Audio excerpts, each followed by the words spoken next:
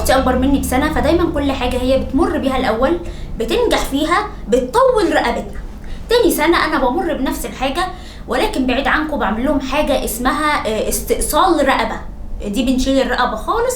حتى ماما الفتره دي كانت بتطلق عليا لقب جميل جدا، كانت بتقول لي انت يا بت يا مقصوفه الرقبه، كنايه عن انتوا فاهمين. اختي كانت علم رياضه، فجابت في ثالثه 96 97 رقم غبي كده، فكانت بتملى الرغبات برجليها. اصل ايديها بقى مش فاضيه، كانت بتاكل فشار وبتسقف، كنا بنحتفل.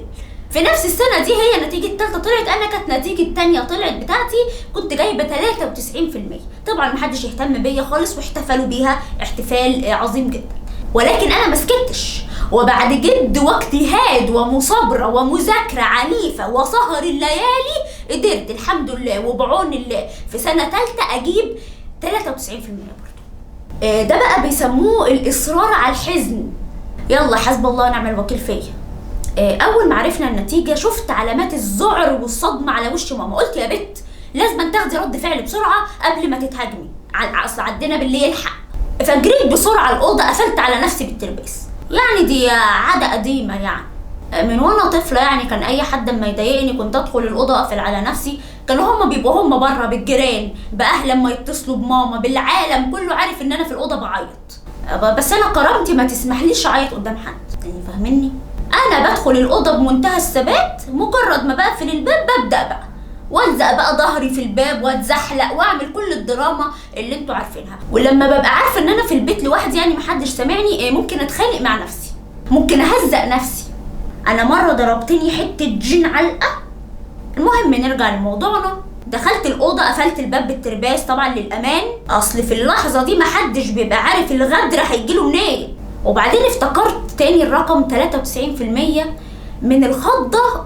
نمت 3 ايام هروب من الواقع، بخش في عالم اللاوعي والاحلام، بحلم بكوابيس فاصحى فافتكر النتيجه فانام فاحلم بكوابيس وفضلت في هذه الدايره المغلقه 3 ايام. وهم بقى كل شويه خبطوا على الباب ويا لا خلاص افتحي، وانا طبعا فاكراهم ان انا يعني صعبانه عليهم، فبدات اتمادى فيها. اتاريهم كانوا عايزين حاجه من الاوضه عادي، يعني مفيش حاجه. وماما قعدت تاكل فشار وتعيط.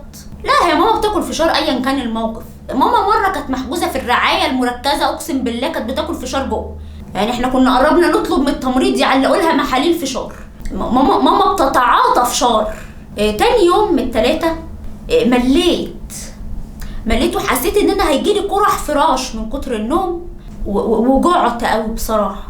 بس حسيت ان انا لو طلعت اكلت هيبقى شكلي وحش، يعني فقلت لا يا بت ايه تمادي فيها واعملي نفسك مضربه عن الطعام، برضو حاجه شيك. طول عمري كنت بتخيل ان انا ماشيه في طريق ضلمه اخره نور. يوم نتيجه الثانويه العامه ده اكتشفت ان النور ده مستقبلي وهو بيولع. خدين بالكم معايا؟ ندمانه حقيقي، مش ندمانه على النتيجه، لا ندمانه اني ما اكلتش يومها عشان كنت جعانه قوي. انا لو كنت اعرف ان انا في الاخر هتجوز واقعد في البيت والله كنت يومها طلبت بيتزا ستافت كراست ولا همني. واللي فيكم فاكر او متخيل ان شغله او رزقه في المستقبل متوقف على رقم جلوسه يبقى مغفل.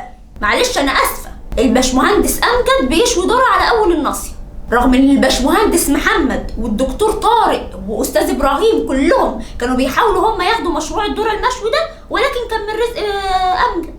اصل الرزق ده بتاع ربنا، فاهمني؟ نصيحتين. اول نصيحه قولي الحمد لله وخليك راضي ايا كانت النتيجه طالما عملت اللي عليك، حتى لو ما عملتش اصل اللي حصل يعني العمر واحد، انبسط.